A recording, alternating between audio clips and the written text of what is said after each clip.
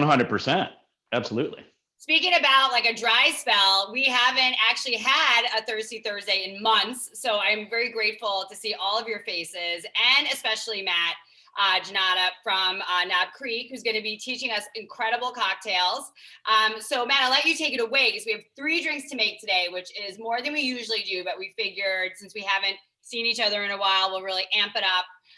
And you're making like awesome ones, which we all thought were so cool. And then a very classic Boulevardier, which I don't really drink that often, so I'm excited we're going to make it. So I'll let you take it away and tell us about Knob Creek and the rye, and then my little, my special bottle here.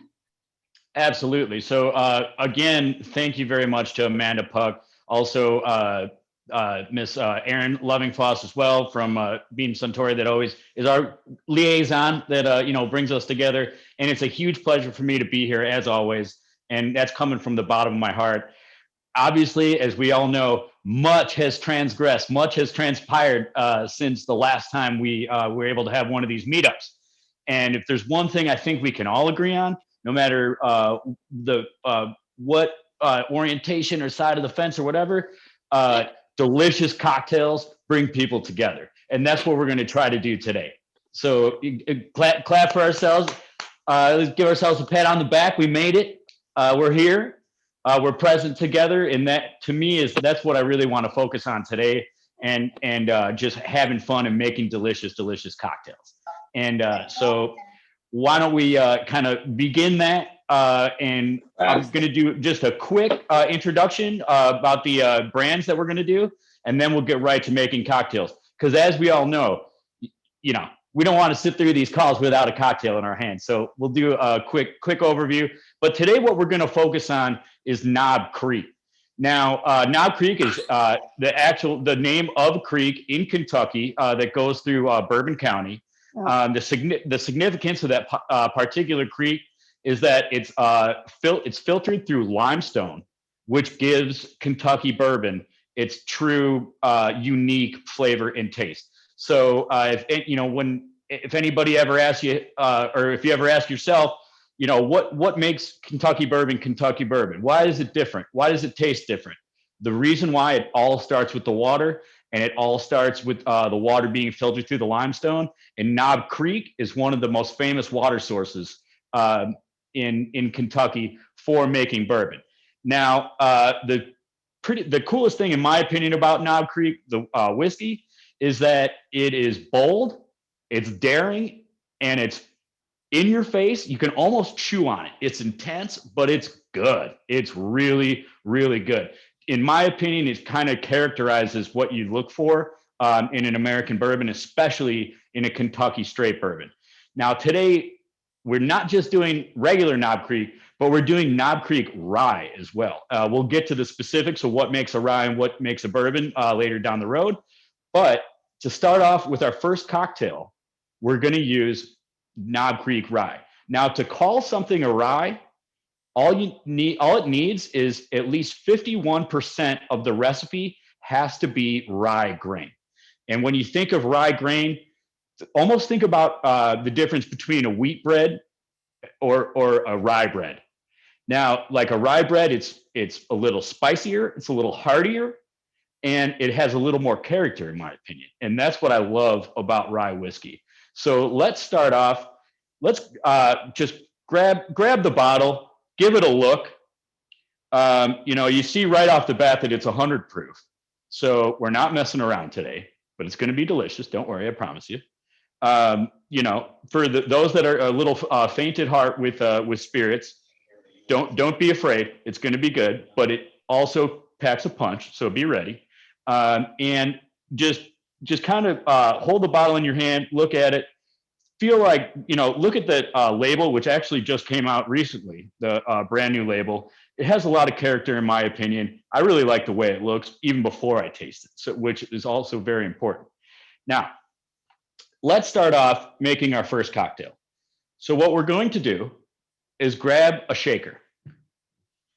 And as we've discussed in previous calls, you always want to start with the cheapest ingredient first. The reason being is because if you make a mistake, if you add the wrong ingredients or whatever, you're not wasting the liquor and throwing it out.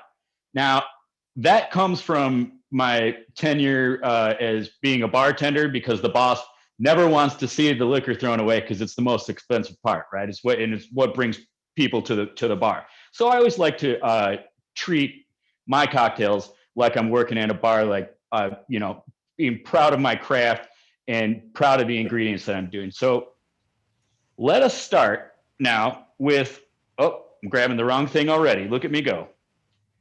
What we're going to start with and the reason why I actually went to grab the simple syrup is because that's the most common sweetener in cocktails. So it's almost something I do in second nature. But today, since we're in the throes of winter, and as Amanda Puck pointed out earlier, the wind is whistling outside and it's cold.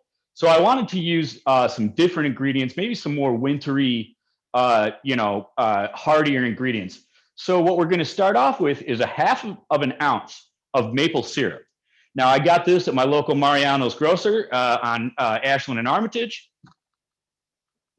I haven't tasted it yet, but I have a funny feeling it's going to be delicious.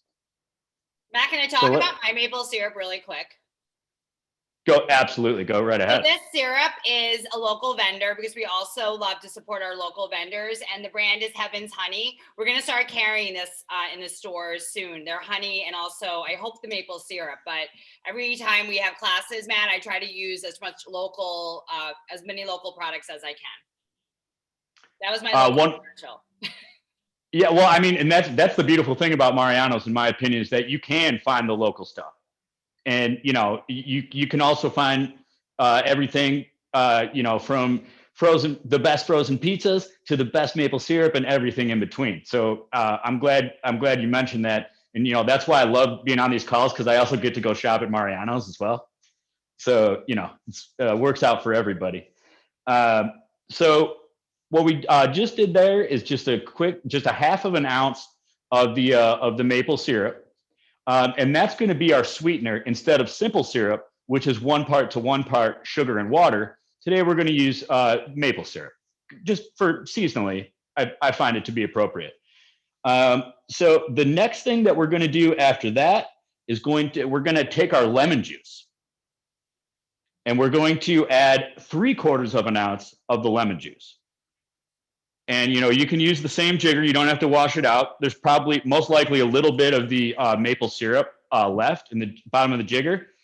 That's the cool thing about using the same thing. You can wash it out with the lemon juice. So far, we have a half of an ounce of maple syrup and 3/4 of an ounce of lemon juice. Now, this is going to be the hard part. We've done this on these calls before. And even still, it's hard for me, but we're going to add an egg white.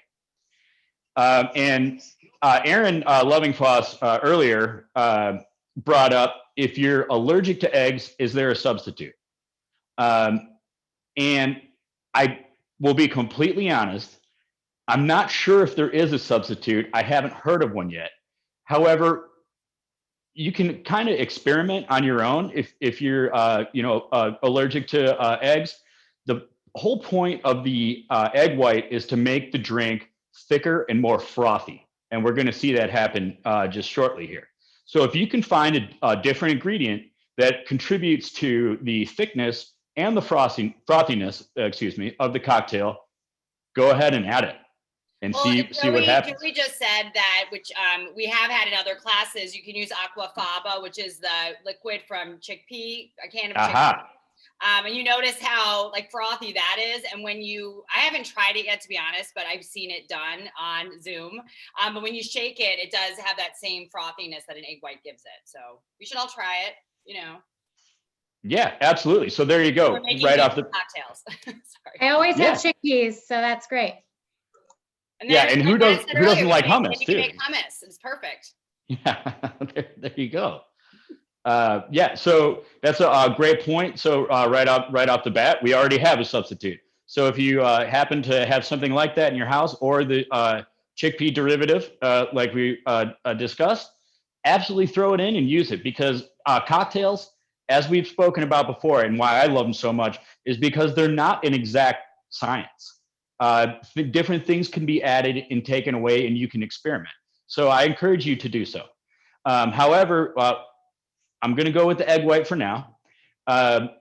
And we've talked about this, I believe, but in case you weren't on the last call or you're kind of wondering, hey, why are you putting an egg white in a cocktail? Where did that come from?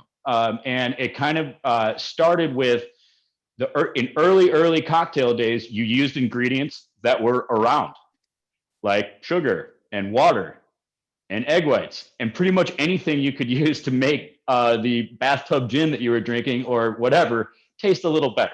So that's kind of where it comes from. And so what we're going to do is we're going to crack the egg on the outside of the shaker. We're going to give it a little crack, and then we're going to open it.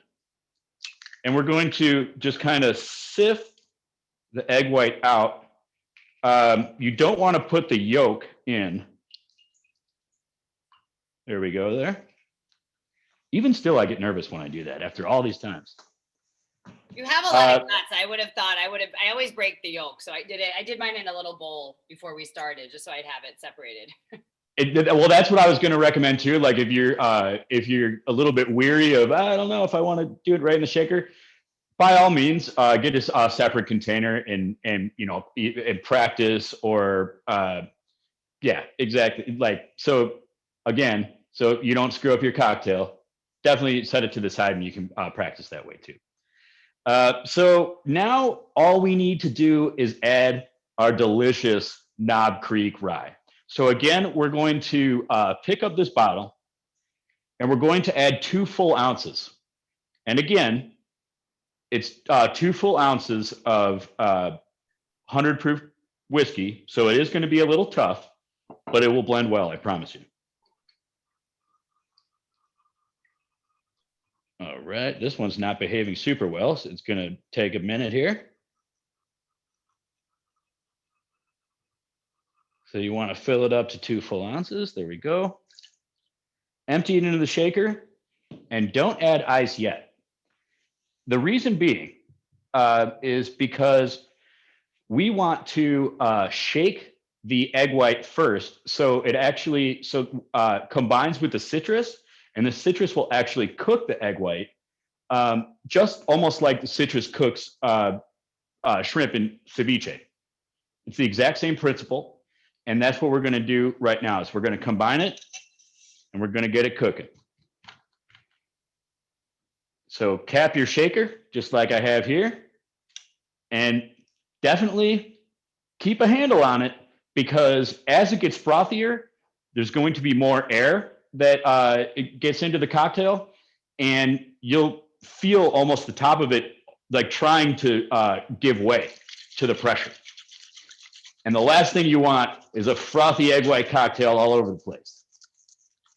And believe me, it's happened while I've been bartending before. It's very embarrassing. It happened to me. It just happened to me, just a little bit.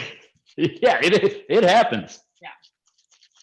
So give it a nice, you don't have to go crazy, but just, give it a nice shake. And you want to do it a little bit longer than most shakes because you really want that air to be wicked into it. See? It's happening. And you want it to be nice and frothy. So we got the cocktail there. And you can all look into the cocktail or look into the shaker and see it's already kind of frothy. And also give it a smell.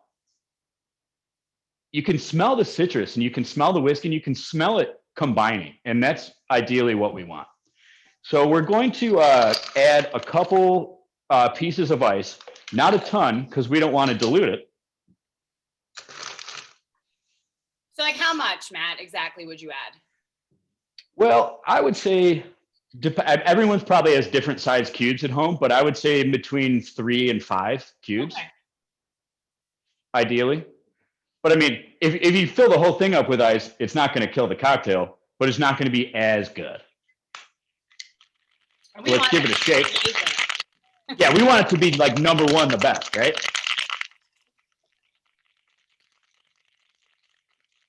So give it a good shake there.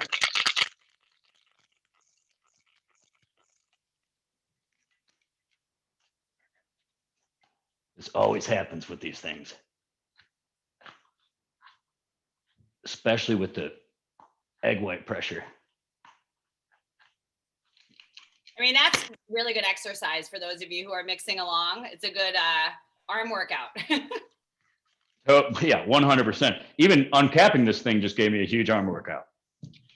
So what we're going to do is we're going to take our strainer. If you don't have a strainer, that's fine. You can kind of put a glass on top of it and kind of sieve it out, whatever you got. I'm going to use an up glass, a stemmed glass, or a martini glass, if you will, but you can also put it on the rocks, depending upon how you like it. Strain it out right there. And you see that frothiness, it's got a nice head on there. That's what you want. And if you have a cinnamon stick, go ahead and throw it in there. I like a little dash of cinnamon myself. So I have a little cinnamon. I'm just gonna give it a couple little dashes right there, just kind of like a little snow, a little flurry, if you will.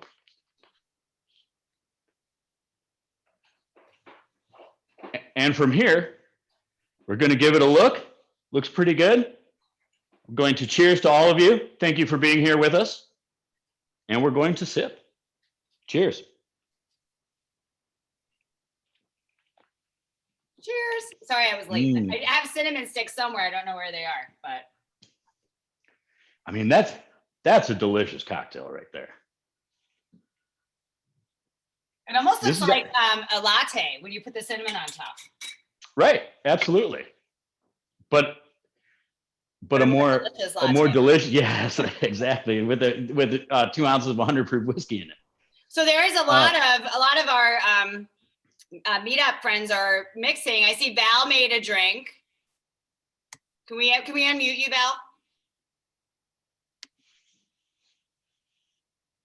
Oh, Rob and Rolando, we'll get to you guys next. Don't you worry. And then also Joey. Val, how is it? Well, I'm Anthony. It's just Val's iPad. Oh, okay. Sorry. But that said, it's pretty good. It's pretty good. Yeah, you know, it's a little on the sweeter side. However, I think it has a lot of character as well. It's definitely a good spin on a sour drink. That's perfect for this time of year, I think. For sure. Agreed. Right, we're gonna go to Rob and Rolando. You have those glasses. You guys are. Look at that. Hello. Hello. So this is wonderful. It's almost like a naughty shake. Yeah, you know, I like that. I like that. That's a good one. Matt, they have a point. It is very frothy. I feel like we've made so many cocktails together that are sour. So what is it the maple syrup and the egg? Is it all in combination that it's such a frothy drink? Well, I think you've all become experts by now. And I honestly, it's just a good shake and love and in the process, in my opinion, because, you know, you can add different things and different combinations to glasses. Like that doesn't take an expert, right? But what really takes time and practice is the simple things like shaking and giving it time to actually whip air and combine those ingredients into the shaker. And then also adding just a little ice as well for a second shake gives a little more air. I like to think of it almost as like, you know, when you're drying your comforter and you put in a couple tennis balls. Right. To kind of forgot Shannon we forgot the bitters. Does this get bitters? Oh, yes, actually. Good question. It can have bitters as a garnish. I use cinnamon, but you're absolutely correct. I do like it just with the cinnamon. Yeah, so if you like Angostura bitters, which it honestly has a lot of baking spice notes, so it's a perfect garnish. You can just give it a couple drops in there. And then what I like to do, just because it's fun, you can actually, and also just kind of like lattes, you can actually take an instrument and make a little, actually this isn't the best one, You can make little designs with I the. just did that. I made a swirl. Now mine really looks like a cappuccino. I don't know if you can see. Yeah. See. Yeah. Kind of. That's also like if you're sitting down at a bar and you get a drink like this and it's got a little swirly thing on it with a little dash of cinnamon. I mean, it's looking good. You want to drink it. The perfect Hey. fall sour. Go ahead, Erin. I was going to say, Matt, Sarah also asked, do all drinks with egg white include a citrus element? I can't think of one that doesn't. Because as we were talking about, the citrus actually cooks the egg white, if you will, for lack of a better term. So it would I would guess, to be honest, it would probably be unsafe to consume a raw egg white unless you're Rocky Balboa or the like. So, but yeah, I can't think of one that does not. I'm sure they exist. I'm sure somebody out there was like, oh, I don't have any lemon juice. Oh, well, plunk, and threw the egg in there and probably drank it and they were fine, right?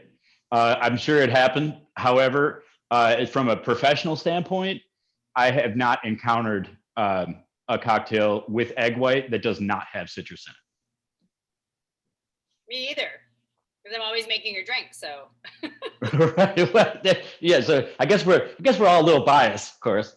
But yeah. So I mean, that's kind of the like when you hear the word sour, or if you like go to the like Mariano's, for instance, like there's sour mix or a margarita mix or something like that. The where that comes from is the fact that there's sugar and there's acid, being citric acid in this case.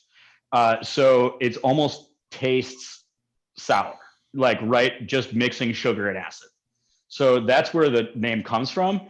And then also the classic sour ratio is what actually, I'm going to throw a little wrench in there. It's the classic sour ratio is actually 2 ounces, 3/4 acid, 3/4 sugar. But in this case, the maple syrup's really sweet. So I went with a 1/2 ounce of sugar. But the classic sour ratio, no matter what drink it is, whether it be a margarita, which is a version of a sour, it's like of the sour family, is 2 3/4 3/4 whiskey, acid, sugar. All right. So next up is the Rosemary bourbon sour, another variation. Right. So, man, I almost don't want to even stop drinking this one, but I got to put it aside. I had to put it down and hide it. Yeah, I'll get back to it later. But that's actually kind of the interesting thing, though, about egg white cocktails. They're not super good later. So maybe I'll just keep sipping it over here. I probably Yeah, well, I mean, por qué no? So what we're going to do next here is, so the last one was a classic sour with an egg white. What I wanted to do is kind of just showcase how you can almost use the exact same ingredients, minus 1 or 2, and have a completely different tasting cocktail. So the next one that we're going to do is going to be a rosemary sour.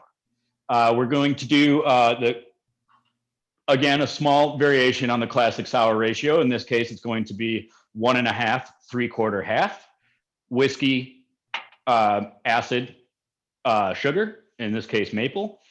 So if you're looking at the 2 different recipes that we're going through right now, you might say to yourself, well, it's like the exact same cocktail, minus the egg white, but plus rosemary.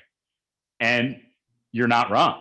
That's exactly the case. And the point why I wanted to do these 2 cocktails is to just kind of show us how things can taste completely different and showcase the whiskey in a completely different way, with just adding or taking away 1 or 2 things.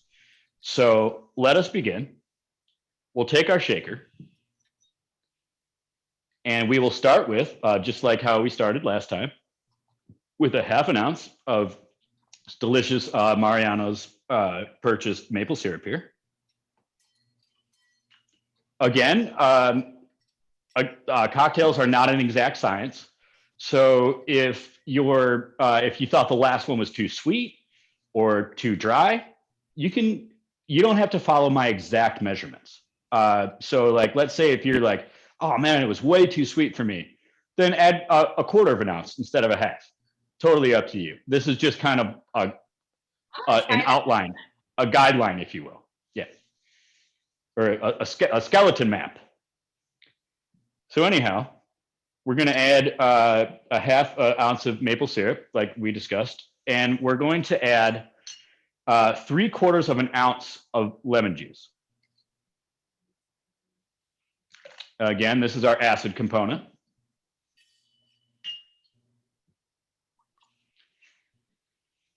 And then you don't have to do this, but I like to, because I really like rosemary, I like to throw a sprig in the shaker.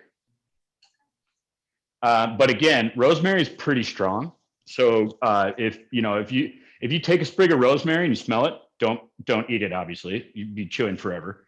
But if you give just a little smell to it, if you're like, oh, that's really pungent, you don't have to drop it in the shaker. You can just add it to as a garnish when we're finished, and you'll still get that smell of the rosemary while you're tasting, because as we've discussed in previous calls, you taste through your nose, right?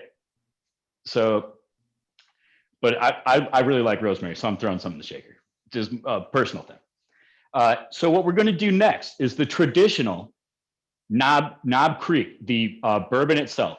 So for the last cocktail, we use the rye, again, being 51% rye, at least in the mash bill, or I like to say recipe, because a lot of times people are like, what's a mash bill? What does that mean? Basically, it just means the recipe that they use to make the whiskey, the different combination of grains. So with bourbon, instead of being 51% rye, bourbon is 51% or more corn. That's legally designated. It could be made anywhere in the United States, but if it says bourbon on the label, it has to be 51% or more of corn in the recipe. So we're going to take, and also let's take a second, look at the label. You're holding a lot of tradition in your hands here. I'll actually point out very quickly that this is one of the first bourbons ever to be marketed to the luxury marketplace, and in the early 80s. Before that, whiskey was kind of something like almost like Mad Men, where like it was made in like a Manhattan, or it was kind of like what your grandpa's whiskey or something like that. So this is the first one of the first products ever to be small batch and be marketed to the luxury marketplace. So you're holding luxury in your hands here, and let's taste it. I have the so one we're gonna higher proof, right, Matt? What's that? I have this one. Yeah. So Mariano's. I got it when we went to the distillery. Right. So Amanda Puck is right now in the ultimate lap of luxury, because not only does she have the Knob Creek single barrel, and we can get into the definitions and legal parameters of calling something single barrel in a minute, but not only does she have the single barrel, which is a very rare and delicious whiskey, it also has her name on it, which happens when you work for an awesome store like Mariano's and you go down and buy an entire barrel of whiskey. You get a delicious single barrel with your name on it. So and that particular whiskey that you have right there, Amanda, is 120 proof. So 120. Right. So it might cut through the cocktail a little hard, but if you're okay with that, I'm ready. Throw it in. My husband just walked in, so I'm sure he's ready. Oh, 100%. He's like, make two. So with that, I just did an ounce and a half of the bourbon there. And I think an ounce and a half with the 120 proof. It'll be fine. You'll feel it, but it'll be good. I know, so well, wish me luck. Fingers crossed. So this one, you can add an egg white if you like, but I kind of wanted to showcase what a sour tastes like without an egg white for this one. So if you're like, I already know about sours, I like egg whites, throw it in. It's still gonna be delicious. But in case if you're on the fence about egg whites or whatever, don't throw it in there, and you can taste the difference. I'm also going to use a rocks glass as well for this one, but we're not going to add the ice yet. Oh, I almost forgot. We are going to add the ice to the shaker though, so let's do that step. Were you drinking 120 proof before we started the class? What's that? Were you Oh, dude, I wish. 120 proof? Oh man, I wish. This is actually one of the first classes I've had where I didn't drink beforehand. Strangely enough, we took such a long break. I had to have my wits about me. I was about to say, Matt, that might be the problem. You have to drink prior to the class. I guess that is part of it. The last class I drank before, I kept getting scolded by the moderator because I was talking too fast. So I was like, I don't want to do that for the Mariano's call. These are my people. These are my guys, So we got the ingredients in there. We got the ice in there. Let's give it a shake.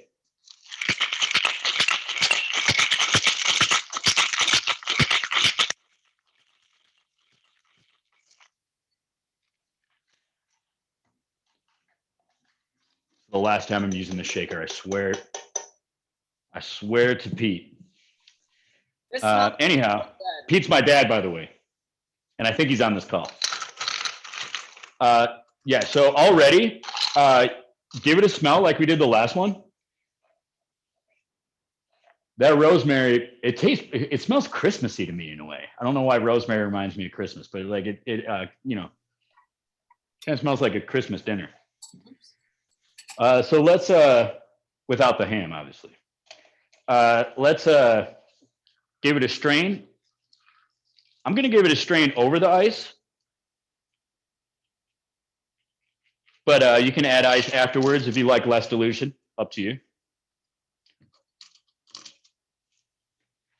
And what we're going to do here is we're going to take a rosemary sprig, and a lot of people are going to kind of laugh at this, but this makes a huge difference. Slap it on the edge of the glass.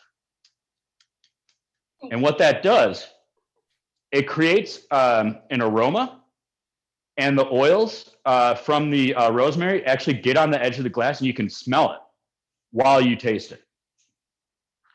So we just smelled the shaker, smelled a little rosemary. Now you're going to get a lot. Cheers, everybody, and thank you for joining us again. And Matt, you just put the sprig like in the drink, just like boom, like just drop it in? Yeah, absolutely. If you want it, that's perfect. And I was just going to say, that's exactly what I was going to mention. If you want it to look really nice, like bartender style, you wedge it in between the ice and the glass, so it sticks straight up. Yeah, so you already. I work with you, I know. Yeah, so you already got it going. And so far, right off the bat, when you sip this cocktail, you can taste that it's a sour, right? You get the sweetness, you get the acid, you get the whiskey. All we did is take the egg white away and added rosemary, and also bourbon instead of rye, of course. But it's a totally different cocktail with almost the exact same ingredients. It's a totally different profile. Does anyone have a preference? I actually think I like the egg white better because I like that viscosity that it has, and I feel like it mellows out the flavor a little bit. But I do love this one. I think I just like the egg white better. Me too. I like that consistency better myself. And poll on Zoom, we can ask everyone. No, I'm kidding. Yeah. Okay. Everybody unmute themselves at the same time and vote.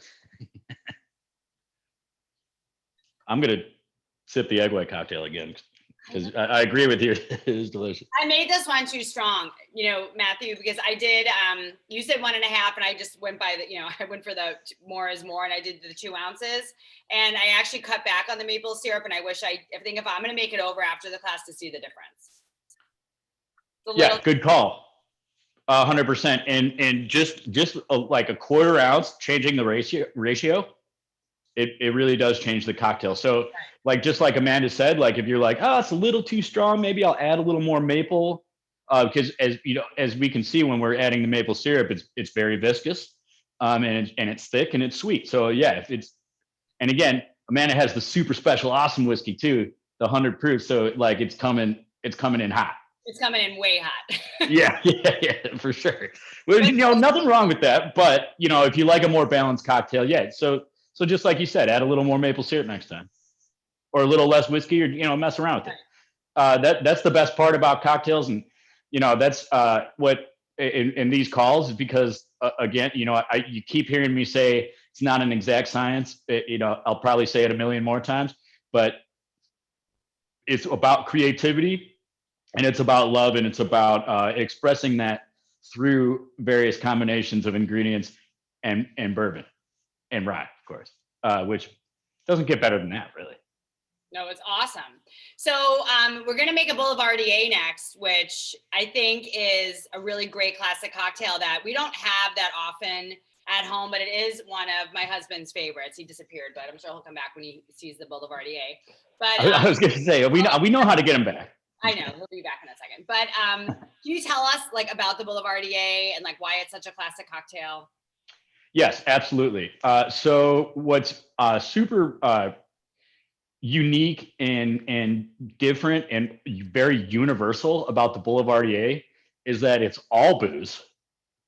So the exact opposite of what we've just did, where we're messing around with little maple syrup, a little rosemary, maybe an egg white.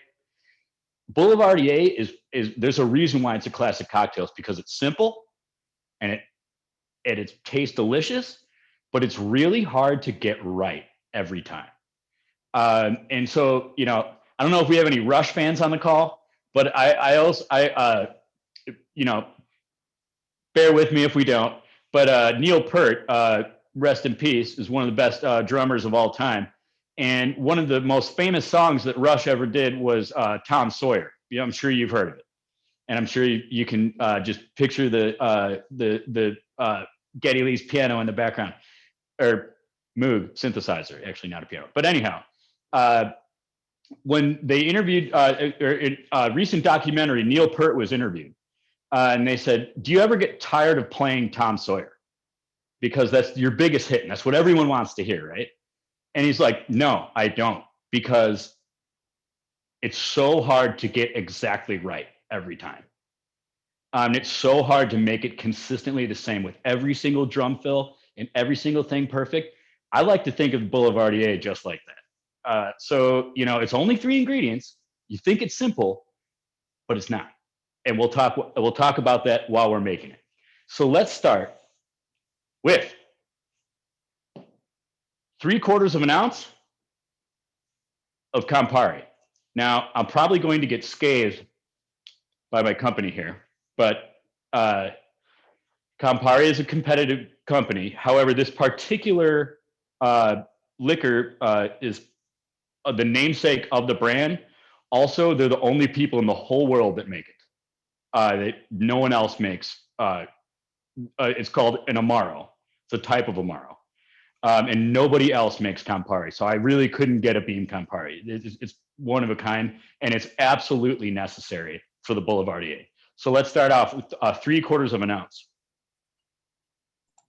For a classic cocktail, we'll let it slide, Matt. I was going to say, don't tell the boss, but we can let it slide for this one. And pardon me, I didn't set up correctly. I forgot my sweet vermouth. I'm going to leave the frame for a second, but I got you in my headphones. I won't leave you. There's so many different vermouths. I really like this one. We sell it at the stores, the Carpano.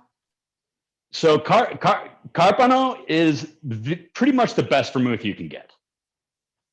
And yes, exactly. I have in this. They also sell this at Mariano's. That. Which one's that? But this is Dolene. Yeah, we sell that too. Yep. So Carpano is an Italian vermouth, and it doesn't get better. That's it. That's the industry standard, gold star, period. That's what the best always use. So if you have Carpano, if you're lucky enough to have some, get it. In the interest of saving the company money, I bought a cheaper vermouth, Dolene, but it's sold at Mariano's and it's also delicious, but Carpano's the best. Also we have Martini and Rossi and Gallo, and honestly, they're all great. I mean, I use them in different drinks, and we have the red, the dry. And I honestly think, and Matt, I think the one important thing about vermouth is that I always try to buy a small bottle, because if you don't really consume it within a certain period of time, it gets an off flavor, right? You gotta refrigerate it. Yeah, I do. But I feel like unless just a big bottle unless we're really drinking like Negronis and Boulevardiers, like, you know. Yeah, so Amanda and Aaron are completely correct. The vermouth is a great product. It's a derivative of a grape, so it can go bad and will. So if you're ever at a dive bar and you see an old bottle on the back on the not refrigerated, it's been a little dusty, do not order Manhattan. It's probably going to taste like vinegar. That's a great. Yeah, like just don't. Or if you don't care, order it. Right. But if you're looking for something like tasty and like delicious, an open bottle of vermouth should always be refrigerated. Just like if you leave it. By the way, while I was talking, I put 3/4 of an ounce vermouth on top of the 3/4 of an ounce Campari. But yeah, so if the vermouth is not refrigerated, just like a bottle of red wine, you go back to it in a week, it might taste like vinegar. That's what it tastes like. It has a really like off flavor. Yeah, very acidic, kind of like almost like puckering. No pun intended. But you're like, oh, I got that one. But I see what you did there. So anyhow, what we're gonna do next is 3/4 of an ounce of rye whiskey. Now, you might notice that we added 3/4 of an ounce of each ingredient. And that's exactly what we mean to do. And that's how a classic Boulevardier always goes. And for the aficionados on the call, you might also realize that this is almost a Negroni. The only difference between a Boulevardier and a Negroni, which I believe I was on a Mariano's call, not one I was hosting, but on a different, as a participant. And we had made Negronis before. Yes. If I'm not mistaken. So, right. So for those of you that were on that call, this is almost the same thing. However, this is the American version. This is the rye whiskey version. A Negroni has gin. That's European style. Also delicious, different style. So American style Negroni, I like to say it's a Boulevardier. It's something I just made up. It's not necessarily like the traditional way to describe it. But American Negroni, Boulevardier, basically the same thing. Right. Anyhow, so we got 3/4 of an ounce of each ingredient, right? We haven't added our ice yet. Let's do that now. So but we're not going to. I mean, could it be like it just has to be equal parts, right? So can you make 2 of these at once? What if you wanted a bigger drink? Because we're in the middle of COVID. So herein lies exactly why this drink is so hard, because the actual amount of rotations that we're going to make with the spoon as we stir it are extremely important. And when you add more than one to a standard shaker or stirring vessel, you don't get the same dilution. And the dilution is extremely key to making it taste exactly right. So yes, you definitely can make 2, but in a bigger vessel, ideally. But I mean, if you don't care, put 2 in the thing and stir it up. It's not going to kill you. But it's better if you make 1 at a time, because we like Negronis, and so does my mom, and we make them like 1 at a time, because when you start making them in a bigger batch, it doesn't taste the same. Right, and so the reason why is the dilution is not the same. The parts. I don't know how you'd say this, but like the parts per ice, if you will. Or so like I mean, that's not a term. I just kind of made it up. Right, PPI. But ice. It's an hour. Yeah, PPI. It's on the side of my tire. I've seen this before. So anyhow, the amount of ice per square inch is probably a better way to put it. Is super important, and that's where the dilution comes in, and that's why it doesn't always taste the same when you load up a big batch in there and stir it a little bit or whatever. It tastes different. So what we're going to do is add some ice here, and we're not going to shake it. We're going to stir it. So don't cap the shaker yet. Or if you have a pint glass, you can use the pint. Yeah, totally. There you go. I would actually be admonished by my bartender friends for stirring a Negroni in a tin. But it's COVID. You gotta work with what you have. You have to work with what you have. As long as you're having fun, that's what really matters. So with this particular case, we're going to add ice, but we're not going to pour over the ice. We're going to add ice to chill the glass. Oh. Okay. Because this is, again, pure booze. And you want it to be cold. And you don't want the glass to be warm because then the drink's not going to be cold. Especially, and your hand also is very warm. So like when you pick it up, it's going to start warming it immediately. So you want it to be as cold as humanly possible when you pick it up. So speaking of which, let's take our spoon. If you have a bar spoon, take that. If you just have a regular spoon, use that. If you have an index finger, use that. It's all the same. I mean, bar spoons, obviously. Just make sure you wash and sanitize your hands first. But yeah, make sure you wash and sanitize your hands and get tested. So anyhow, we're going to stir, and what we're going to stir, and just hold the side of the glass until it gets really cold. You can feel it getting really chilly. I like to do about 20 to 25 rotations. But can you, Amanda, there, can you feel the glass getting cold when you stir it? And I wanted to ask you, do you like spin the bar spoon as you go, or is it more like a steady? So how you can always tell an amateur bartender from someone who knows what they're doing is they use their elbow when they're stirring. Oh, is that what I was like it's a whole arm? You want to basically eventually just go like this. I'm just trying to get my workout in. You know? Yeah. You can also turn it sideways and lift it like a curl. Oh, I see. Now I'm just relaxed. Like, hey, I'm stirring. Totally. So, I mean, that might be a little too diluted, but we're not going to get nerdy here. And you got your cold glass now. What you're going to do is just throw the ice out. And then we're going to take our strainer and pour this chili cocktail into a chili glass. And you see that red hue from the Campari.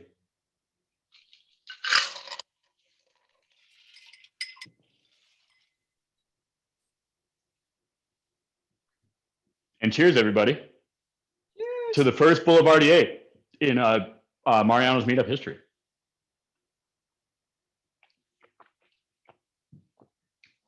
When it's balanced like this, it's perfect. One drink, totally. The right proportion, so chilled. Right. Yeah, so this is really good. This is how you want it. And, like I said, there's only 3 ingredients, but if you add too much, if you add too much ice, if you stir it for too long, if you pour it over ice and it's diluted, if the glass is too warm, the taste is totally different. It really gets thrown off. So this is the proper way to do it, and you can taste why it's a classic. No, I think it's awesome. All the drinks tonight were so fun and so perfect for the weather, especially because it's like freezing outside. Totally. But now would be a great time if anyone has any questions. I feel like I always ask, 800 questions because I love having Matthew here. Let's see, like if anyone else has anything they want to ask or show off, or let us know. I know Anthony's been mixing, Robin Rolando. I know that, someone raised their hand, Patrick. Oh, Anthony, hold on. Okay. I had a question about, since you guys are from Mariano's, will you be stocking premium ice, like big cubes and spears, and finding it anywhere in the suburbs is a trek?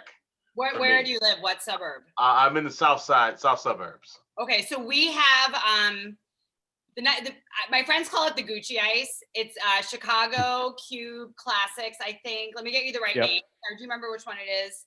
Chicago Classic Cubes. Sorry, they're a local company. Yep. It comes actually in a bag, but the ice is cubed, obviously, but larger. Not as big as like this ice cube that I have in here. But we don't have those. So like I know Benny's carries that bigger ice cubes and stuff. But we have the Chicago Classic cubes, and if you let me know what store, I can make sure they have it for you. Okay, I shop at not Tinley. Frankfurt. Frankfurt.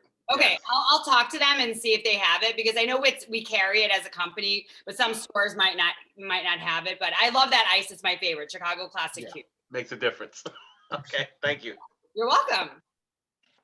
Those cubes are great too, but you could also buy a tray, and I believe most grocery stores sell them, including Mariano's. Yeah. Like 6, and just make them at home when it's just a normal day, but when you're entertaining and stuff and having a really special one, get the good ice from Mariano's. Yeah, there's something about that good ice. Like it's just There is. very clear. You almost don't see it in the glass. It's really good. Agreed 100%. And that makes the most delicious, like that ice makes the most delicious stirred cocktails. So like, cause basically as we talked about dilution, it's much easier and more reliable to predict the dilution of those really well-formed solid cubes. I love it. And Rob and Rolando, I will let them know about Jefferson Park. I mean, we used to carry it at all the stores. I just want to make sure we still have it. And Sue and Bob had a really fun comment. They sometimes swap out Frangelico for vermouth. I like that idea. Definitely. So we're staying with the Italian vibe right there, which is good. And also, if I'm not mistaken, I could be wrong, but I think Frangelico is a hazelnut liqueur. Yeah. And so you get a different vibe and you get a little bit more sweetness, but it's also very, especially seasonally appropriate with the hazelnut vibe. Any other questions? I think Anthony had a question. Sure. I had one. Hey, Anthony. Hey, how Hi are there. Yeah. you? Thanks for all the information. Just a quick Sure. technical question. I have my shaker has this strainer that just comes with it. It kind of leaks all the time. And then there's this that I got kind of in a kit. Does it make any difference? Okay, so the only big difference that it makes is a lot of people like a little ice chips in their drink. This is actually called a Hawthorne strainer. So you got the professional stuff. So Hawthorne strainer allows for a couple little pellets to sneak in there. So like that's a consistency issue, but ultimately most professionals use Hawthorne strainers, but it's not going to change the taste of your cocktail. It's kind of just like a personal preference, really. Okay. A lot of professionals don't like so that particular shaker that you have there. Yeah, so a lot of times you saw me struggling to open mine. When the tops of those get really cold, they expand and they're really hard to take off sometimes. What do you recommend? I had the same problem just while we were doing this. So okay. Yeah. So and you're saying it leaks a little bit too, right? Oh, it leaks a little bit and it gets stuck on there. Do you have like a different recommendation or what do I do? Yeah. So you can take the one end of your shaker like this, and you can. I mean, I don't have again as we reviewed. I don't have a pint glass, but you can put a pint glass right in it, and it'll seal, and you can shake it. I got you. I've been in enough bars in college days. I've seen that before. All right, cool. Yeah, there you go. So, it's going to leak less and it's going to be easier. Even though you saw me struggling, it's mostly easier to open. Okay. When you're doing that. Cool. Thanks. Yeah, absolutely. Thank you. And cheers. Mark asked, will Mariano start carrying store pick whiskeys? I don't even know what that means. What is it? Store pick whiskeys. I don't know that one. I don't know. Mark, I'll type my email on the chat. Oh, wait. Is he actually talking about like the barrel that you guys bought that you have a bottle of, perhaps? Like you picked it? I don't think we bought one. Oh, you didn't? No, I was a guest when I went to, I was someone's guest. Okay, well, even better. You didn't have to spend $10,000 to get the bottle. But I also recommend spend $10,000 and buy a barrel of whiskey if you can, 100%, especially during COVID times. Beam Suntory, thumbs up. However, if you don't have a chance to do that, It is relatively common for liquor stores to buy barrels and have their own store pick, which is, I think, what he might be referring to where they go down and they taste their own barrels and they say, I want this one for my store, and I want to be the only person that has it. You can do that. Mark, you can email me. I put my email in the chat and I'll find out for you. Hey, Amanda, Lindsay's on here. Hi, Lindsay. Oh, perfect. Lindsay's here. Hey, yeah. So funny that question came up. We're actually exploring that opportunity, and yeah, so probably sometime in the near future, we'll be looking into buying barrels and then having just specifically purchased whiskeys available to Mariano's customers. So if you guys want to keep your eyes peeled, or Mark, just put in the comments what store you shop at, and we can make sure that we deliver some cases to that store. Lindsay, thank you for speaking up. I was about to text you, but I didn't want to speak out of turn because I was like, I'm actually presenting that to Lindsay on Monday. Oh, Yeah, Jimmy told me about Okay. Okay. So that's a perfect question, Mark, whoever you are. Works Yeah. out. Yeah, it's great. Yeah. Nice I didn't job, want to Mark. speak too soon. Thanks. Thanks for that sale, everyone. No. All right, and Madeline Berlinger wants to know that if you could do the yes or no buttons. We don't even know what that means. Yes, I do know what that means. That's my sister, by the way. She got me this for Christmas. Hi. Okay, hold on. I'm leaving the frame, but Hi, Madeline. I'm still with you. All right. So basically, I mean, this is off the subject here, but there are these two buttons. One says yes and one says no, and you can press you can press them. No.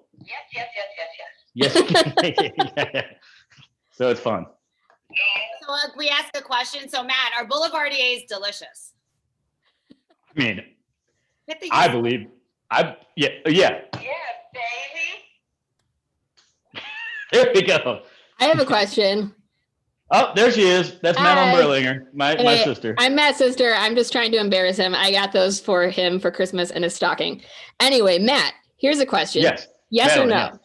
If I add an extra shot, more than recommended, to my drink that we are preparing today, Mhm. will it enhance or dehance? Wait, no. Yes or no? Will it enhance the flavor or will it take away? Wait, no, that's not a yes or Will no it question, enhance? Well, yes. There we go. Excellent. All right. And can, one more question. Can said cocktail be made as a mocktail?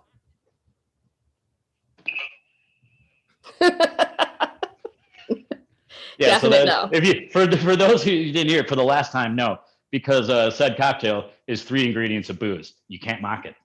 No, fair enough. Yeah, it's either it's either a yes or a yes. Just get rid of the no. Fun. Sarah got me a no button a few years ago because we always have to say no to stuff and it makes me sad. So when we have the button, at least it's not so bad. It's a little easier, yeah. Anyone else while we have Matthew here, the knower of all things cocktail? Did anyone have a favorite? I had a favorite for sure.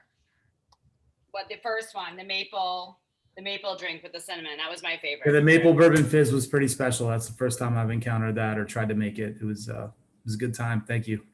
Oh my gosh. Yeah, absolutely. That's actually the first time I've ever made it.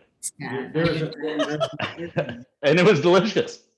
Okay, well, everyone, we are gonna sadly end this version of Thirsty Thursday. And thanks to everyone, to Matthew, to Aaron, Sarah, Lindsay, who's on the line, who works in our adult beverage department for Mariano's. We have a lot of new classes. So if you go to marianosmarket.eventbrite.com, we have an awesome lineup for February for Black History Month.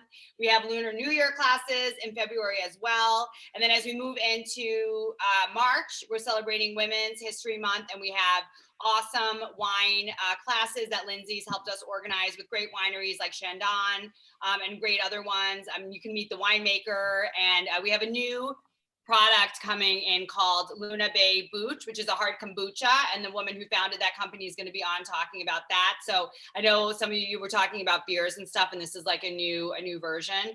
And we have great stuff coming up all year long. So, you know, while we're still being safe and staying at home at Mariano's, we have a great forum here for us all to get together and learn some great recipes, great drinks, great wines. And we'll have Matthew back for sure this summer or the late spring. But we're really excited. So thank you so much. Absolutely. And Amanda, if I could just say one thing real quick before we go. First of all, thank you to Amanda Puck. Thank you to Sarah. Thank you to Mariano's. Thank you to Aaron Lovingfoss from Beam Centauri that brings us all together. Like I said at the beginning of the call, in the craziest of times, delicious cocktails are always the same. We can all agree on that and enjoy them. And I love being on these calls. Thank you for bearing with me and listening to my rhetoric. And thank you to everybody. Thank you. And we love Anthony for participating, Robin Rolando, and everyone who participated. I mean, it's really fun to watch you guys mix along. It makes it more fun. So thank you. And we'll see you soon. Come visit us in February. It's next week. Thank you, folks. We enjoyed your class. Thanks, Thank Thank you, all. sir. Cheers.